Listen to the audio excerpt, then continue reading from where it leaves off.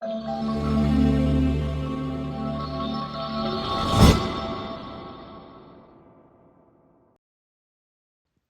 vandalism to violence, hate crimes happen in many different ways, and between 2020 and 2021, there was a noticeable spike. Let's look at the numbers. 210 hate crimes were reported in Toronto in 2020. The following year, that jumped to 257. In 2020, there were 50 hate crime assaults. In 2021, 86.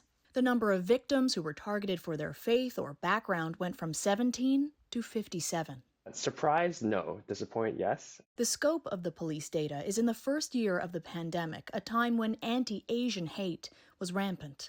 In the police report that it seemed that Asian Canadians are the most likely to face physical assaults. We see a lot of, coughing and spitting on. So really, it does seem that there is a lot tied with COVID-related racism still. The Chinese Canadian National Council for Social Justice suggests the numbers are actually higher. That 22% increase in hate crimes, they'd say, is closer to 50. We are actually also being faced with the issue of underreporting.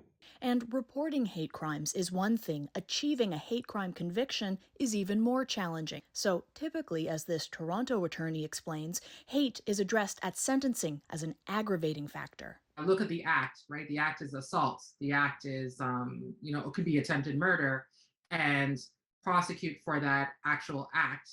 And once the person is found guilty beyond a reasonable doubt, then at sentencing, you could say, well, this is the penalty, and we would like an extended penalty or the most severe penalty because we believe, looking at the circumstances, it was motivated by hate. Over the last year, we've seen nooses at construction sites, anti-Semitic vandalism, mosques being targeted, and people being spit on. If these go to court, the burden of proof is still on the victim and the Crown to prove that it was hate-motivated. Tanya Walker says that should change. That's something to consider in the future, is that it's really difficult to prosecute. And maybe there should be what I call a reverse onus, which is placed on the accused to demonstrate why it wasn't hate, as opposed to the responsibility of the Crown to prove beyond a reasonable doubt that it was. The latest hate crime data will be presented and solutions discussed at the Toronto Police Board meeting next week. Ali Chiasson, CBC News, Toronto.